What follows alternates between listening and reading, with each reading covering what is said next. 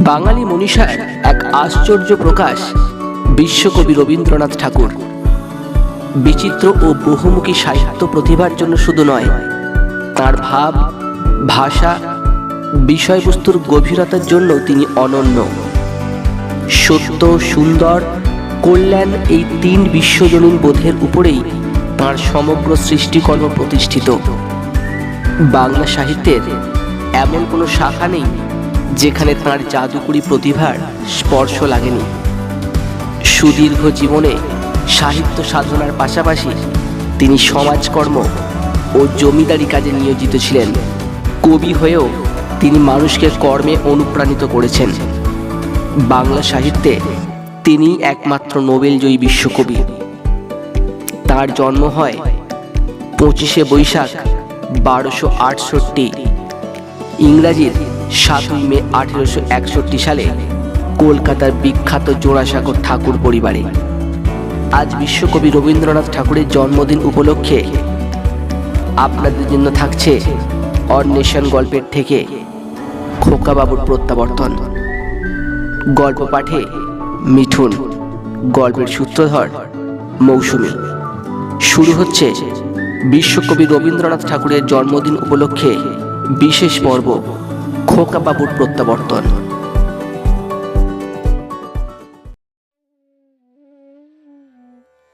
রাইচরণ যখন বাবুদের বাড়ি প্রথম চাকরি করিতে আসে, তখন তাহার বয়স 12।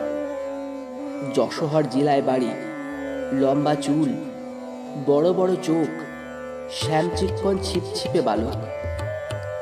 জাতিতে কায়স্থ, তাহার প্রভুরাও কায়স্থ।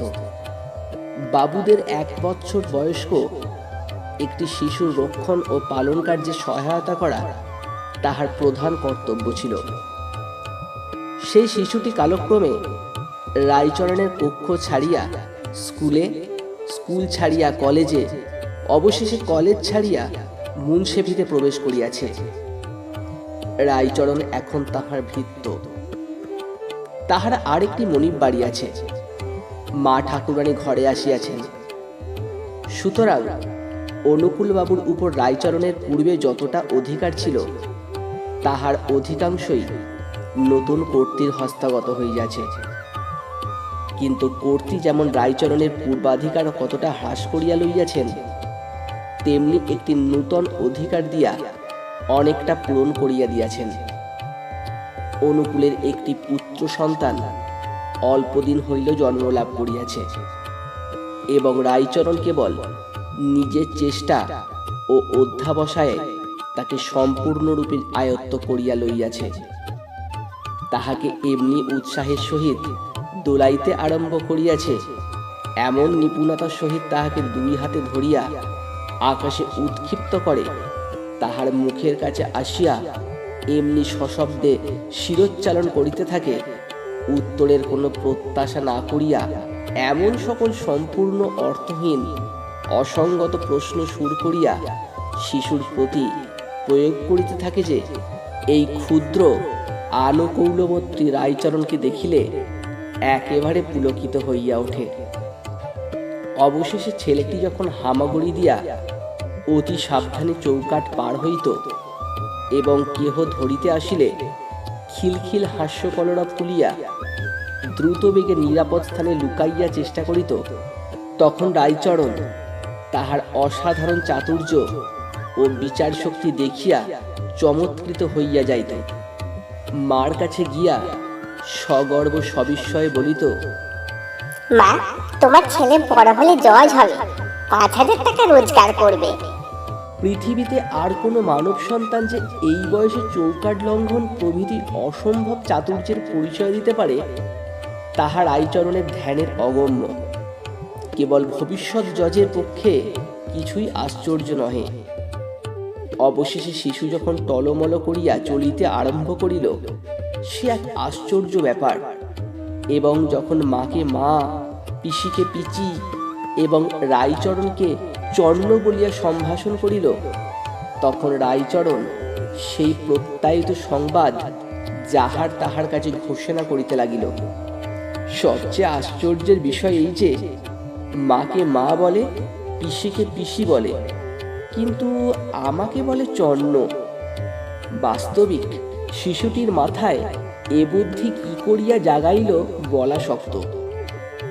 নিশ্চয়ই কোনো বয়স্ক লোক কখনো এরূপ আলোক সামান্যতার পরিচয় দিত না, এবং দিলেও তাহার জজের পদপ্রাপ্তির সম্ভাবনা সম্বন্ধে সাধারণের সন্দেহ উপস্থিত হইত। কিছুদিন বাদে মুখে দড়ি দিয়া রায়চরণকে ঘোড়া সাজিতে হইল, এবং মল্ল সাজিয়া তাহাকে শিশুর সহিত কুস্তি করিতে হইত। আবার পরাভূত হইয়া ভূমিতে পড়িয়া না গেলে বিষম বিপ্লব বাঁধিত। এই সময়ে অনুকূল পদ্মা তীরবর্তী এক জেলায় বদলি হইলেন। অনুকূল তাহার শিশুর জন্য কলিকাতা হইতে এক ঠেলাগাড়ি লইয়া গেলেন।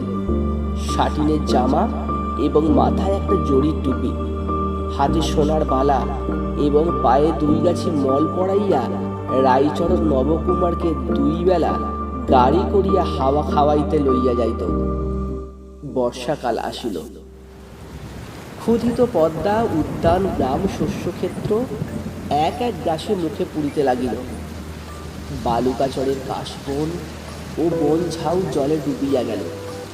পাড় ভাঙার অবিশ্রাম ঝুপঝাপ শব্দ এবং জলের গর্জনে 10 দিক মুখরিত হইয়া উঠিল, এবং দ্রুত বেগে ধাবমান ফেনরাশি নদীর তীব্র গতিকে প্রত্যক্ষ গোচর করিয়া তুলিল।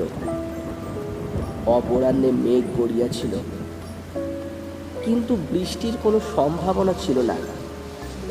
রায়চরণের খামখেয়ালি ক্ষুদ্র প্রভু কিছুতেই ঘরে থাকিতে চাহিল না। গাড়ির উপর চড়িয়া বসিল। রায়চরণ ধীরে ধীরে গাড়ি ঠেলিয়া ধান্যক্ষেত্রের প্রান্তে নদীর তীরে আসিয়া উপস্থিত হইল। নদীতে একটিও নৌকা নাই, মাঠে একটিও লোক নাই। মেঘের ছিদ্র দিয়া দেখা গেল পরপারের জনহীন বালুকা তীরে শব্দহীন দীপ্ত সমারোহের সহিত সূর্যাস্তের আয়োজন হইতেছে। সেই নিস্তব্ধতার মধ্যে শিশু সহসা একদিকে অঙ্গুল নির্দেশ করিয়া বলিল, চন্দ্রফু। অনতি দূরে সজল পঙ্কিল ভূমির উপর একটি বৃহৎ কদম্ব বৃক্ষের উচ্চ শাখায় গুটিগত কদম্ব ফুল ফুটিয়াছিল। সেই দিকে শিশুর লুব্ধ দৃষ্টি আকৃষ্ট হইয়াছিল। 2-4 দিন হইল রায়চরণ কাঠি দিয়া বিদ্ধ করিয়া তাহাকে কদম্ব ফুলের গাড়ি বানাইয়া দিয়াছিল। অনতি দূরে সজল পঙ্কিল ভূমির উপর একটি বৃহৎ কদম্ব বৃক্ষের উচ্চ শাখায় গুটিগত কদম্ব ফুল ফুটিয়াছিল। সেই দিকে শিশুর লুব্ধ দৃষ্টি আকর্ষণ হইয়াছিল। 2-4 দিন হইল রায়চরণ কাঠি দিয়া বিদ্ধ করিয়া তাহাকে কদম্ব ফুলের গাড়ি বানাইয়া দিয়াছিল। তাহাতে দড়ি বাঁধিয়া টানিতে এত আনন্দ বোধ হইয়াছিল যে সেদিন রায়চরণকে আর লাগাম পড়িতে হয় নাই। ঘোড়া হইতে সে একেবারেই সহিসের পদে উন্নীত হইয়াছিল। কাদা ভাঙিয়া ফুল তুলিতে যাইতে চন্নর প্রবৃত্তি হইল না। তাড়াতাড়ি বিপরীত দিকে অঙ্গুলি নির্দেশ করিয়া বলিল, দেখো দেখো, ওই দেখো, পাখি ওই উড়ে গেল। আয়রে পাখি আয়। এইরূপ অবিশ্রান্ত বিচিত্র কলরব করিতে করিতে সবেগে গাড়ি ঠেলিতে লাগিল। কিন্তু যে ছেলের ভবিষ্যতে জজ হইবার কোনো সম্ভাবনা আছে, তাহাকে এরূপ সামান্য উপায়ে ভুলাইবার প্রত্যাশা করা বৃথা। বিশেষত চারিদিকে দৃষ্টি আকর্ষণের উপযোগী কিছুই ছিল না, এবং কাল্পনিক পাখি লইয়া অধিকক্ষণ কাজ চলে না।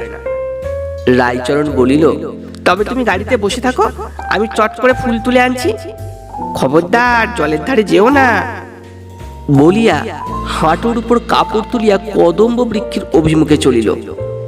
কিন্তু ওই যে জলের ধারে যাইতে নিষেধ করিয়া গেল, তাহাতে শিশুর মন কদম্ব ফুল হইতে প্রত্যাবৃত হইয়া সেই মুহূর্তেই জলের দিকে ধাবিত হইল। দেখিল জল খলখল ছলছল করিয়া ছুটিয়া চলিয়াছে। যেন দুষ্টামি করিয়া কোন এক বৃহৎ রায়চরণের হাত এড়াইয়া 1 লক্ষ শিশু প্রবাহ সহাস্য কলস্বরে নিষিদ্ধ স্থানাভিমুখে দ্রুত বেগে পলায়ন করিতেছে। তাহাদের সেই অসাধু দৃষ্টান্তে মানব শিশুর চিত্ত চঞ্চল হইয়া উঠিল। গাড়ি হইতে আস্তে আস্তে নামিয়া জলের ধারে গেল। একটা দীর্ঘ তৃণ কুড়াইয়া তাহাকে ছিপ কল্পনা করিয়া ঝুঁকিয়া মাছ ধরিতে লাগিল। দুরন্ত জলরাশির অস্ফুট কলভাষায় শিশুকে বারবার আপনাদের খেলাঘরে আহ্বান করিল। একবার ঝপ করিয়া একটা শব্দ হইল, কিন্তু বর্ষার পদ্মা তীরে এমন শব্দ কত শোনা যায়। রাইচরণ আঁচল ভরিয়া কদম্ব ফুল তুলিল। গাছ হইতে নামিয়া সহাস্য মুখে গাড়ির কাছে আসিয়া দেখিল কেহ নাই। চারিদিকে চাহিয়া দেখিল কোথাও কাহারও কোনো চিহ্ন নাই। মুহূর্তে রাইচরণের শরীরের রক্ত হিম হইয়া গেল। সমস্ত জগৎ সংসার মলিন বিবর্ণ ধোঁয়ার মতো হইয়া আসিল।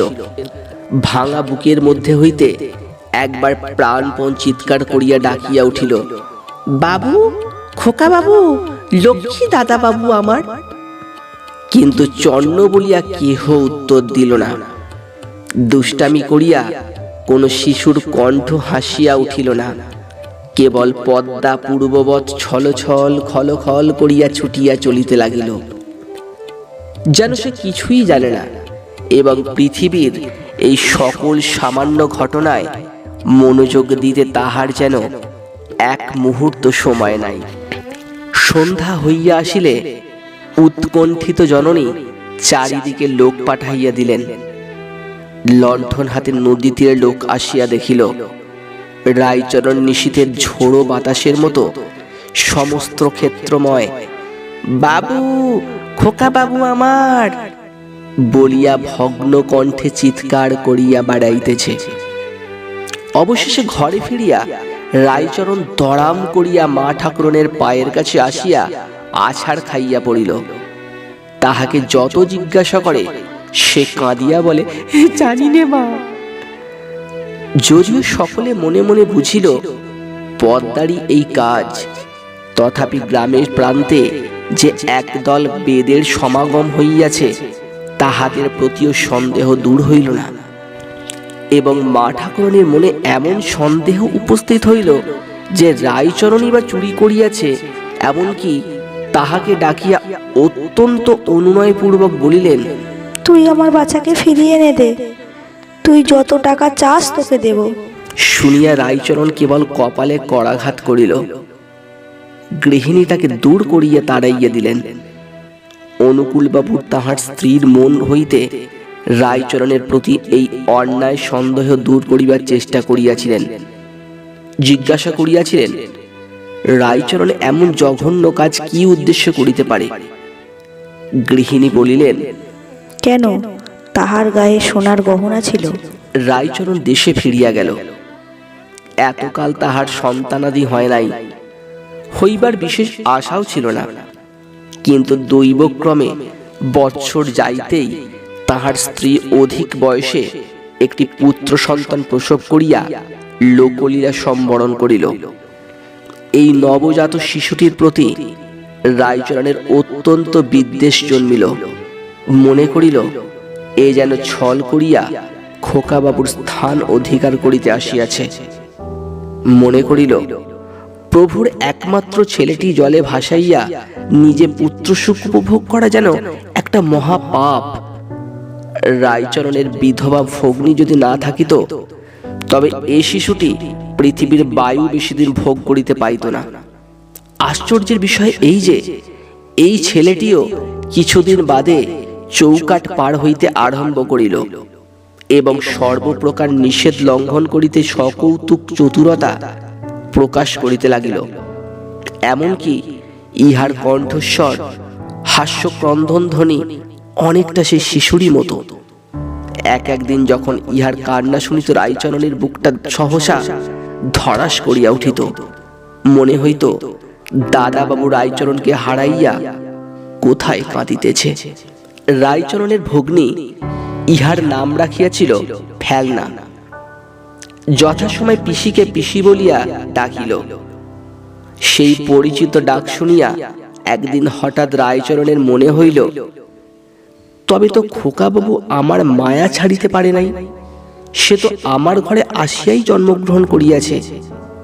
এই বিশ্বাসের অনুকূলে কতগুলি অকাট্য যুক্তি ছিল। প্রথমত, সে যাইবার অনতি বিলম্বেই ইহার জন্ম। দ্বিতীয়ত, এতকাল পরে সহসা যে তাহার স্ত্রীর গর্ভে সন্তান জন্মে, এ কখনোই স্ত্রীর নিজ গুণে হইতে পারে না। তৃতীয়ত, এও হামাগুড়ি দেয়, টলমল করিয়া চলে এবং পিসিকে পিসি বলে। যে সকল লক্ষণ থাকিলে ভবিষ্যতে জজ হইবার কথা, তাহার অনেকগুলি ইহাতে বর্তিয়াছে। তখন মা ঠাকুরনের সেই দারুণ সন্দেহের কথা হঠাৎ মনে পড়িল। আশ্চর্য হইয়া মনে মনে কহিল, আহা, মায়ের মন জানিতে পারিয়াছিল তাহার ছেলেকে কে চুরি করিয়াছে। তখন এতদিন শিশুকে যে অযত্ন করিয়াছে, সেজন্য বড় অনুতাপ উপস্থিত হইল। শিশুর কাছে আবার ধরা দিল। এখন হইতে ফেলনাকে রায়চরণ এমন করিয়া মানুষ করিতে লাগিল যে সে বড় ঘরের ছেলে। সাটিনের জামা কিনিয়া দিল, জড়ি টুপি আনিল, মৃত স্ত্রীর গহনা গলাইয়া চুড়ি এবং বালা তৈয়ারি হইল। পাড়ার কোনো ছেলের সহিত তাকে খেলিতে দিত না। রাত্রিদিন নিজেই তাহার একমাত্র খেলার সঙ্গী হইল। পাড়ার ছেলেরা সুযোগ পাইলে তাহাকে নবাবপুত্র বলি উপহাস করিত এবং দেশের লোক রায়চরণের এইরূপ উন্মত্তবৎ আচরণে আশ্চর্য হইয়া গেল। ফেলনার যখন বিদ্যাভ্যাসের বয়স হইল, তখন রায়চরণ নিজের জোত জমা সমস্ত বিক্রয় করিয়া ছেলেটিকে কলিকাতায় লইয়া গেল। সেখানে বহু কষ্টে একটি চাকরি জোগাড় করিয়া ফেলনাকে বিদ্যালয়ে পাঠাইল। নিজে যেমন তেমন করিয়া থাকিয়া ছেলেকে ভালো খাওয়া, ভালো পড়া, ভালো শিক্ষা দিতে ত্রুটি করিত না। মনে মনে বলিত, বৎস, ভালোবাসিয়া আমার ঘরে আসিয়াছ বলিয়া যে তোমার কোনো অযত্ন হইবে, তা হইবে না। এমনি করিয়া 12 বৎসর কাটিয়া গেল। ছেলে পড়ে শুনে ভালো এবং দেখিতে শুনিতেও বেশ হৃষ্টপুষ্ট, উজ্জ্বল শ্যামবর্ণ, কেশবেশ বিন্যাসের প্রতি বিশেষ দৃষ্টি, মেজাজ কিছু সুখী এবং শৌখিন। বাপকে ঠিক বাপের মতো মনে করিতে পারিত না, কারণ রায়চরণ স্নেহে বাপ এবং সেবায় ভৃত্য ছিল। এবং তাহার আর একটি দোষ ছিল যে সে ফেলনার বাপ, এ কথা সকলের কাছেই গোপন রাখিয়াছিল। যে ছাত্রনিবাসে ফেলনা বাস করিত, সেখানকার ছাত্রগণ বাঙাল রায়চরণকে লইয়া সর্বদা কৌতুক করিত এবং পিতার আসাক্ষাতে ফেলনাও যে সেই কৌতুক কলাপে যোগ দিত না, তাহা বলিতে পারি না। অথচ নিরীহ বৎসল স্বভাব রায়চরণকে সকল ছাত্রই বড় ভালোবাসিত এবং ফেলনাও ভালোবাসিত। কিন্তু পূর্বে বলিয়াছি, ঠিক বাপের মতো নহে, তাহাতে কিঞ্চিত অনুগ্রহ মিশ্রিত ছিল। রায়চরণ বৃদ্ধ হইয়া আসিয়াছে, তাহার প্রভু কাজকর্মে সর্বদাই দোষ ধরে। বাস্তবিক তাহার শরীরও শিথিল হইয়া আসিয়াছে, কাজেও তেমন মন দিতে পারে না, কেবলই ভুলিয়া যায়। কিন্তু যে ব্যক্তি পুরা বেতন দেয়, বার্ধক্যের ওজন সে মানিতে চাহে না। এদিকে রায়চরণ বিষয় বিক্রয় করিয়া যে নগদ টাকা সংগ্রহ করিয়া আনিয়াছিল, তাহাও নিঃশেষে শেষ হইয়াছে। এদিকে রায়চরণ বিষয় বিক্রয় করিয়া যে নগদ টাকা সংগ্রহ করিয়া আনিয়াছিল, তাহাও নিঃশেষ হইয়া আসিয়াছে। ফেলনা আজকাল বসনভূষণের অভাব লইয়া সর্বদা খুঁতখুঁত করিতে আরম্ভ করিয়াছে। একদিন রায়চরণ হঠাৎ কর্মে জবাব দিল এবং ফেলনাকে কিছু টাকা দিয়া বলিল, আবশ্যক পড়িয়াছে, আমি কিছুদিনের মধ্যে দেশে যাইতেছি। এই বলিয়া বারাসতে গিয়া উপস্থিত হইল। অনুকূলবাবু তখন সেখানে মুনসেফ ছিলেন। অনুকূলের আর দ্বিতীয় সন্তান হয় নাই। গৃহিণী এখন সেই পুত্র শোকে বক্ষের মধ্যে লালন করিতেছিলেন। একদিন সন্ধ্যার সময় বাবু কাছারি হইতে আসিয়া বিশ্রাম করিতেছেন এবং কর্ত্রী একটি সন্ন্যাসীর নিকট হইতে সন্তান কামনায় বহুমূল্যে একটি শিকড় ও আশীর্বাদ কিনিতেছেন। এমন সময় প্রাঙ্গণে শব্দ উঠিল, জয় হোক মা। বাবু জিজ্ঞাসা করিলেন, কে রে?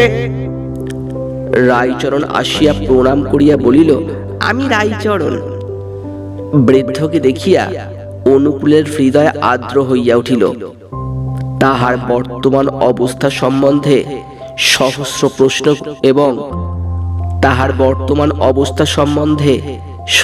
প্রশ্ন এবং আবার তাহাকে কর্মে নিয়োগ করিবার প্রস্তাব করিলেন।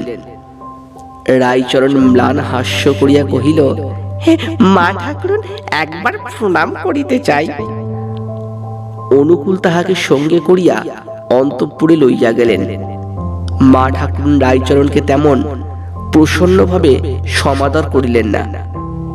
রায়চরণ তৎপ্রতি লক্ষ্য করিয়া জোর হস্তে কহিল, প্রভু মা, আমি তোমাদের ছেলেকে চুরি করিয়া লইয়াছিলাম। পদ্মাও নয় আর কেহই নয়, কৃতজ্ঞ অধম এই আমি। অনুকূল বলিয়া উঠিলেন, বলিস কি রে, কোথায় সে? আগে আমার কাছেই আছে, আমি পরশু আনিয়া দিব। সেদিন রবিবার, কাছারি নাই। প্রাতকাল হইতে স্ত্রী পুরুষ দুইজনে উন্মুখভাবে পথ চাহিয়া বসিয়া আছেন। 10টার সময় ফেলনাকে সঙ্গে লইয়া রায়চরণ আসিয়া উপস্থিত হইল। অনুকূলে স্ত্রী কোনো প্রশ্ন কোনো বিচার না করিয়া তাহাকে কোলে বসাইয়া তাকে স্পর্শ করিয়া তাহার আঘ্রাণ লইয়া অতৃপ্ত নয়নে তাহার মুখ নিরীক্ষণ করিয়া কাঁদিয়া হাসিয়া ব্যাকুল হইয়া উঠিলেন। বাস্তবিক ছেলেটি দেখিতে বেশভূষা আকার প্রকারের দারিদ্র্যের কোনো লক্ষণ নাই। মুখে অত্যন্ত প্রিয়দর্শন বিনীত সলজ্জ ভাব দেখিয়া অনুকূলের হৃদয়ও সহসে যেন উচ্ছ্বসিত হইয়া উঠিল। তথাপি তিনি অবিচলিত ভাব ধারণ করিয়া জিজ্ঞাসা করিলেন, কোন প্রমাণ আছে? রায়চরণ কহিল, এমন কাজের প্রমাণ কি করিয়া থাকিবে? আমি যে তোমার ছেলে চুরি করিয়াছিলাম সে কেবল ভগবান জানেন, পৃথিবীতে আর কেহ জানে না। অনুকূল ভাবিয়া স্থির করিলেন যে ছেলেটিকে পাইবা মাত্র তাহার স্ত্রী যেরূপ আগ্রহের সহিত তাহাকে আগলাইয়া ধরিয়াছেন, এখন প্রমাণ সংগ্রহের চেষ্টা করা সযুক্তি নহে। যেমনই হোক বিশ্বাস করাই ভালো। তাছাড়া রায়চরণ এমন ছেলেই বা কোথায় পাইবে, এবং বৃদ্ধ ভৃত্য তাহাকে অকারণে প্রতারণাই বা কেন করিবে? ছেলেটির সহিত কথোপকথন করিয়া জানিলেন যে সে শিশুকাল হইতে রায়চরণের সহিত এবং রায়চরণকে পিতা বলিয়া জানিত, কিন্তু রায়চরণ কখনো তাহার প্রতি পিতার ন্যায় ব্যবহার করে নাই। অনেকটা ভৃত্যের ভাব ছিল। অনুকূল মন হইতে সন্দেহ দূর করিয়া বলিলেন, কিন্তু রায়চরণ, তুই আর আমাদের ছায়া মারাইতে পারবি না। রায়চরণ করজোড়ে গদগদ কণ্ঠে বলিল, প্রভু, বৃদ্ধ বয়সে কোথায় যাইব? কর্ত্রী বলিলেন, কোনো প্রমাণ আছে? ন্যায়পরায়ণ অনুকূল কহিলেন, যে কাজ করিয়াছে উহাকে মাপ করা যায় না। রায়চরণ অনুকূলের পা জড়াইয়া কহিল, আমি করি নাই, ঈশ্বর করিয়াছেন। নিজের পাপ ঈশ্বরের স্কন্ধে চাপাইবার চেষ্টা দেখিয়া অনুকূল আরো বিরক্ত হইয়া কহিলেন, যে এমন বিশ্বাসঘাতকতার কাজ করিয়াছে তাহাকে আর বিশ্বাস আর কর্তব্য নয়। রায়চরণ প্রভুর পা ছাড়িয়া কহিল, সে আমি নয় প্রভু। তবে কে? আমার অদৃষ্ট। কিন্তু এরূপ কৈফিয়তে কোনো শিক্ষিত লোকের সন্তোষ হইতে পারে না। রায়চরণ বলিল, পৃথিবীতে আমার আর কেহ নাই। ফেলনা যখন দেখিল যে মুনশেফের সন্তান রায়চরণ তাহাকে এতদিন চুরি করিয়া নিজের ছেলে বলিয়া অপমানিত করিয়াছে, তখন তাহার মনে মনে কিছু রাগ হইল, কিন্তু তথাপি উদারভাবে পিতাকে বলিল, বাবা, উহাকে মাফ করো। বাড়িতে থাকিতে দিও না, উহার মাসিক কিছু টাকা বরাদ্দ করিয়া দাও। ইহার পর রায়চরণ কোনো কথা না বলিয়া একবার পুত্রের মুখ নিরীক্ষণ করিল, সকলকে প্রণাম করিল। তারপর দ্বারের বাহির হইয়া পৃথিবীর অগণ্য লোকের মধ্যে মিশিয়া গেল। মাসান্তে অনুকূল যখন তাহার ঠিকানায় কিঞ্চিৎ বৃত্তি পাঠাইলেন, তখন সে টাকা ফিরিয়া আসিল। সেখানে কোনো লোক নাই। এতক্ষণ আপনারা শুনছিলেন বিশ্বকবি রবীন্দ্রনাথ ঠাকুরের জন্মদিন উপলক্ষে বিশেষ পর্ব খোকা বাবুর প্রত্যাবর্তন। গল্পটি ভালো লাগলে আমাদের অন্বেষণ গল্পের ঠেক চ্যানেলটি অবশ্যই সাবস্ক্রাইব করবেন। সকলে ভালো থাকবেন। ধন্যবাদ।